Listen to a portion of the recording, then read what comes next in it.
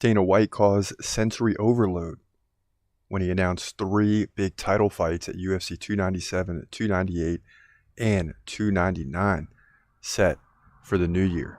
I mean, I'm shocked. Wait to hear the breakdown of these fights and predictions. We got all 3 for you right here. Next. You're watching The Community MMA.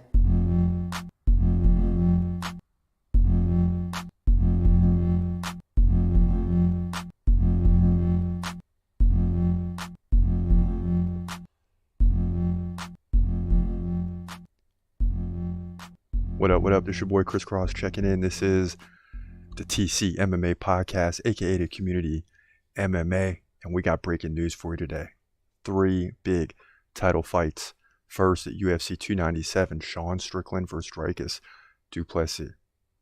And everybody, calm down. Calm down. We're going to get into this fight and how it affects Khamzat Chimaev. We shouldn't be upset. I told you to expect this. It was coming. Make no mistake about it. Also, at UFC 298, you got Alexander Volkanovski versus Ilia Topuria. Tell me that's not a big fight. My goodness. My goodness. And then 299, Sean O'Malley in the rematch versus Marlon Vera. And that's quite shocking because Marlon Vera is ranked like 5th or 6th in the division. So how he got this fight, I don't know, other than the fact that he beat Sean O'Malley head up previously. So that's the way it broke down today, and it caused sensory overload because, you know, my first thought is, oh my gosh, Khamzat is not fighting for the title. But I said this was coming. I knew this was coming. I can't be shocked or surprised about it because I knew this was coming, right? Khamzat Chimaev is on hold. He's not going to fight until he gets the nose taken care of. The word is he's having surgery, and of course the hand has got to heal. So during this time, you're going to get another title fight for Sean Strickland, and that's exactly what we have in the rising challenger, Dricus du Plessis, who was also promised a title fight in his next fight. So what's the UFC going to do when they promise like 5 guys title fights in their next fight? Right now we got 2, and we'll take it. We'll take it. I mean, it's exciting. Dricus du Plessis has a real chance to capture the belt. And if he can capture the belt, to me, it's a much tougher challenge for Khamzat Chimaev rather than fighting Sean Strickland. I think he takes down Sean Strickland easy, at will, and dominates him. Dricus du Plessis, not going to be as easy because the guy's a striker. He can land takedowns and go to the ground in his own right. Yeah, Khamzat's the best at it in the world. But if he goes up against a guy with decent takedown defense and good striking ability, it's going to be a real challenge. And we might get it. We might get it. But hold on. Dricus du Plessis has got to win the fight first, right? And just because I'm saying he's good doesn't mean I necessarily believe he's going to beat Sean Strickland. So rather than create a controversy on the show today, let's waste no time. We're going to get into all 3 predictions, but this one intrigues me the most. This is the one I'm highly excited about. And now we got a big fight to end the year in December at 296 for the welterweight title. And then in the new year in January at 297, we got the middleweight title on the line. So let's get to this fight prediction right now. In the middleweight division, for the middleweight division title at UFC 297, you got Sean Strickland coming in at 28-5, taking on Dricus du Plessis, who comes in at 20-2. So let's get into this. This is going to be a great middleweight title fight. Anything can happen. Both guys stand 6'1". They're the same height. Both guys have a 76-inch reach. Strickland stands right-handed. Du Plessis, we know, can switch it up and go righty or lefty at any given time. Now, in terms of activity, that leans slightly towards Du Plessis. Nearly 7 significant strikes per minute to 5.8 for Sean Strickland. In terms of the takedowns, Sean Strickland gets like 1 over the course of 3 rounds, maybe 1 in a 5-round fight. Du Plessis can land 1 on average per round. So advantage goes to Du Plessis in both takedowns and significant strikes per minute. Now, Sean Strickland has an 84% takedown defense. That will help here. And he gets those defense situations in terms of, you know, stopping the takedowns. He's got that lead leg, always going forward. It's hard for guys to go in. When they go in, they can't get the takedowns. Now he's on a roll, right? He beat Israel Adesanya for the belt. He beat Abus Magomedov by KO. beat Nazaruddin Amavov by decision. But before then, he struggled a little bit, lost to Jared Cannonier and lost to Alex Pineda. So it's not like he's unstoppable. He's capable of being beat. And to me, he won't be champion very long. Whether it's this fight or the next one, he's going to lose eventually. Now, Du Plessis has a 40% takedown defense, but that won't hurt him too much in this fight. He's coming off several wins in a row, right? Against Robert Whittaker by KO, Derek Brunson KO. He submitted Darren Till and beat Brad Tavares by decision. So this guy wins, right? 20 out of 22 times. And in this matchup, it's real simple to me. You know, I'd love to see Sean Strickland win because I think that'd be an easier matchup for Khamzat Chimaev. And you know how I feel about Khamzat. But the fact is Du Plessis is just a better fighter. And since he had the nose surgery, he seems to be breathing better. He looked great in his last fight against Robert Whittaker. Dropped the former champ in the second round by KO. So to me, this is an easy one. He's more active. He lands more takedowns. And he's highly likely to steal the belt from Sean Strickland. Now, Sean Strickland creates matchup problems for any opponent. But in this one, it's all Du Plessis. He's going to take the title. And then it's going to be a much more interesting fight with him taking on the next challenger, which should be Khamzat Chimaev if the UFC holds true to its word. But in my opinion, Du Plessis wins this fight, likely by KO. Sometime in the third or fourth round, he'll start to tire Strickland down. Could be earlier, but likely a KO by the third or fourth round. Du Plessis steals the belt to move to 21-2, middleweight division for the middleweight title at UFC 297. Yeah, this is going to be a problem. It's going to be an absolute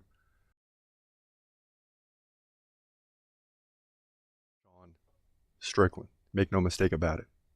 This fight is going to be a problem for Sean Strickland. Du Plessis is for real. Since the nose surgery, he looks like a different fighter. In his last fight, just dominating Robert Whittaker. So I just don't see an avenue for Sean Strickland to win this fight because Du Plessis is going to be all over him. You know, although Sean Strickland confuses his opponents in a similar way that Pereira does. And there's a few other fighters like this with that lead leg snap, kick forward.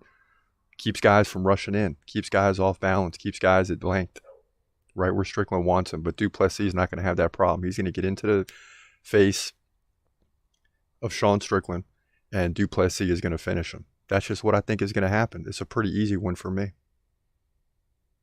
I just think Du Plessis is going to tag him several times and then finish him with the ground and pound. And then we get to see a world-class matchup between two dominant fighters in Du Plessis and Khamzat Chimaev. And I think that's probably, maybe Bo Nickel in a few years, but that's probably the best potential matchup for Khamzat. If he can win this fight, I think he starts running through everything after that. And I'm convinced that he will win the fight, but I do think it's the toughest matchup in the world right now for Khamzat. And I'm going on record as saying that, you know, he's my favorite fighter. I believe he beats everybody. But this is going to be the toughest matchup if our prediction holds true. Now, as we fast forward to UFC 298, Volkanovski and Topuria, you know, Volkanovski fell to Islam pretty quickly in the first round, got KO'd. And how will he respond in this fight? That's going to be the big question, is when guys get KO'd, their next fight doesn't always go too well. So that's a problem for Volkanovski. So let's get into that prediction right now. In the featherweight division, for the featherweight division title, you got Alexander the Great Volkanovski coming in at 26-3, dominant in this division, but taking on a good rising challenger in Ilia Topuria, who comes in at 14-0. So let's get right into it. Topuria 1 inch taller at 5'7", but he's given up 2 inches in reach to Volkanovski, 71-69. Both guys stand right-handed. In terms of activity, it's all Volkanovski, 6.2 significant strikes per minute to 4.4. In terms of the takedown game, that's Volkanovski. Actually, it's very close. It leans Topuria, but both guys land about 2 takedowns over the course of 3 rounds. Topuria, though, 92% takedown defense. Volkanovski, 70% takedown defense. So both guys really well-rounded, very close in takedown average. Topuria is going to defend a lot of takedowns here, but even if it stays standing, that still leans toward Volkanovski. Now, Volkanovski has went up to face Islam Makhachev for the belt, right? In the last fight, though, he got KO'd. He got knocked back down to earth in that one. but he took it on late notice. Prior to that, he beat Yair Rodriguez, held on to the belt by KO, lost to Islam Makhachev by decision when he was well prepared, and beat Max Holloway time and time again by decision. The one thing you see with Volkanovski is he's a high output guy. He lands a lot of significant strikes, especially in featherweight division fights. Now, Topuria, on the other hand, is undefeated, right? He's 14-0. Now, he's coming off wins over Josh Emmett, decision. He submitted Bryce Mitchell. That was a big one. Beat Jai Herbert by KO and Bryce Hall by KO. And this is a tough one for me because you want to think in the featherweight division, Volkanovski is unstoppable, and he is. But how will he react? How will he come back after being dominated by Islam Makhachev? Yeah, that was a lightweight fight. Yeah, he's going up 10 pounds to 155. But now he's been KO'd.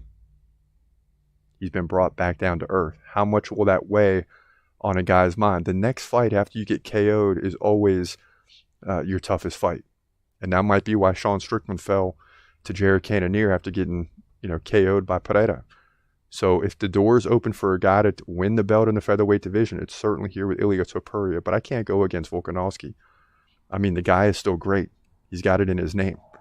And as good as Topuria is, and as much as I believe he could snatch the belt here, I'm still rocking with Alexander Volkanovski. The guy is too good on the feet. Topuria is going to have to break through that takedown defense of 70% by Volkanovski and land some takedowns and control it that way if he's going to win the fight. He's not going to stand up and strike with Volk. If he does, I have to see it to believe it. So I'm leaning towards Volkanovski to win this fight, but it's not going to be easy. 48-47, unanimous decision, maybe split decision, but it's going to be 3 rounds to 2 on all judges' scorecards. It's going to be that close of a fight. But in my opinion, Volkanovski wins to move to 27-3 here, featherweight division, UFC 298. Yeah, so you're going to get a good fight between these two. I mean, Topuria is going to bring it. The guy's no joke. I mean, he's 14-0. He's undefeated. He's running through his opponents. He's finishing his opponents. But then you run into a wall. The Great Wall. Alexander the Great Volkanovski. It's hard to go against him until I see him lose. I mean, he's just been too dominant in the division for a guy just to come in as the 5 or 6 contender and beat him. But you never know until it happens. And you never know a guy's going to be great until he comes in and snatches the belt.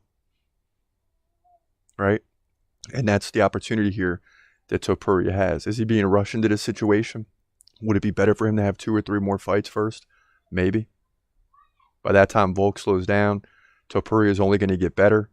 So it's a big question mark in this fight for Topuria, but it's a big opportunity too. And he's got the opportunity to come in and snatch the belt. And it's highly interesting to me. Make no mistake about it.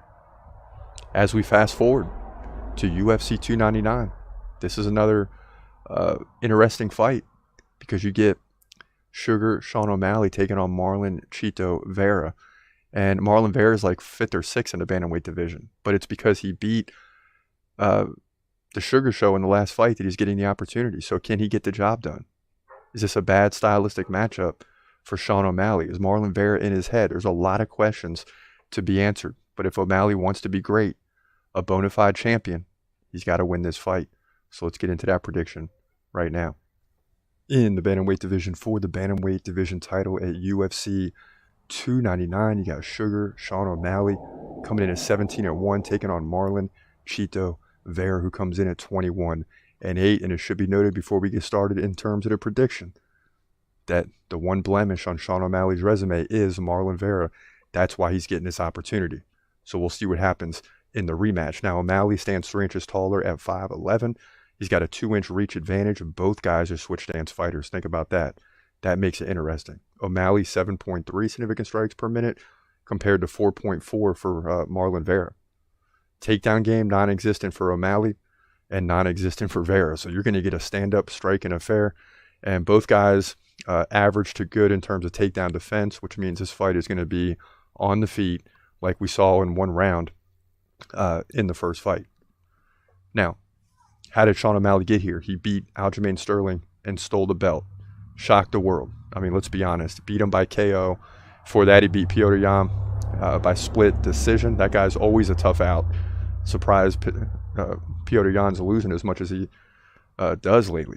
He also beat Raleigh and Pava by KO. He KO'd Chris Moutinho and KO'd Thomas Almeida. But there's still a lot of questions to be answered, and this fight's definitely going to be in Sean O'Malley's head, where he lost to Chito Vera last time. Now, Chito Vera, coming off the win over Pedro Munoz, lost to Corey Sandhagen. That's why it's tough that he gets this fight. But it was a split decision. For that, he beat Dominic Cruz, right? KO. Rob Font, decision. Rob Font was really good back in 2021, 2022. Still good, but even better then. KO'd Frankie Edgar and beat Davey Grant. So Sean O'Malley and Vera last fought in August of 2020, right? And it was a short one-round fight. Marlon Vera led 18-10 in significant strikes. O'Malley went down with an injury, but to me, he also got KO'd. I mean, you can make the argument either way.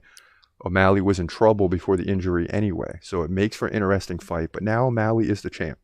He's going to be talking a lot of trash before this fight, and he's going to back himself into a corner and force himself to come through, and back up all the talk that's going to go into this fight, because there's going to be a lot of talking. And in my opinion, I think he will. I think he's going to back it up. It's a stand-up striking affair. Eventually, Sugar Sean O'Malley will find his way through Marlon Vera, right? O'Malley's going to be around a while. Why is he not fighting Merab Dvalishvili or someone like this? Because Marlon Vera beat O'Malley. So they want to race Vera to the top and give him a chance and see if O'Malley can respond. Is he a true champion? Because a true champion wins his fight. And that's what O'Malley is. I like O'Malley to win this thing, likely by decision. It's going to go the distance. It's going to be close. But I'm going to say 49-46, a couple of 48-47s, something like that. Sean O'Malley gets the win on significant strikes. He'll win 3 or 4 rounds to keep the belt and move to 18-1, in my opinion, bantamweight division for the title at UFC 299. Yes, you got another interesting fight there. I mean, all 3 fights are interesting, but Sean O'Malley has got to win this fight. He's got to be able to overcome the loss to Chito Vera the first time around. And if you can erase that loss, you can't erase it, right? But if you can come back and beat a guy, it pretty much makes O'Malley unstoppable right now and undefeated, right? Because the one guy he lost to, if he can come back and beat him, it basically means no one that he's fought can beat him, including Marlon Vera, the one blemish on his record. He can erase it without actually erasing it officially. So a lot at stake for Sean O'Malley, and he's got the tools to get the job done. And there's going to be a lot of trash talking going on in this one. But O'Malley's got to back it up. So those are the 3 fights we got before us, man. It's really interesting, a crazy day, sensory overload once again, because you got these 3 big fights announced, and then you got to chew on it for a minute and think about it and say, hey, how are these 5 and 6 contenders getting title fights? What's going on here? Why is Dvalishvili getting overlooked? Why are all these other featherweights getting overlooked? But there's some big opportunities here. And the fact is, I'm taking Du Plessis, the one challenger, to win, and I'm taking the other 2 champions. But again, the fact is, all 3 challengers have the potential to win these titles and take the belt. So it makes for a very, very interesting new year. And before we even get there, we're already on record with 3 fights. So whatever happens, happens. And if we can just get 2 out of 3 of those, or these fights, that will be good to start the new year in terms of the main events. But that's how we feel, man. This is what went down today. Dana White causing a storm today, right? Causing the internet to overload, because all 3 of these fights are huge. And of course, it comes on the cusp of UFC 295 this weekend. In the big fights there, light heavyweight title on the line, and the welterweight title on the line. So you got the meat of the UFC, right? Welterweight, middleweight, light heavyweight title fights all coming over the next 3 months. And you can't ask for anything better than those title fights. I mean, it's going to be crazy. It's going to be great. Looking forward to it. But that's how we see these fights going down. And that's all we got, man. This is your boy, Chris Cross. I hope you have a great day. And God bless, as always. Peace.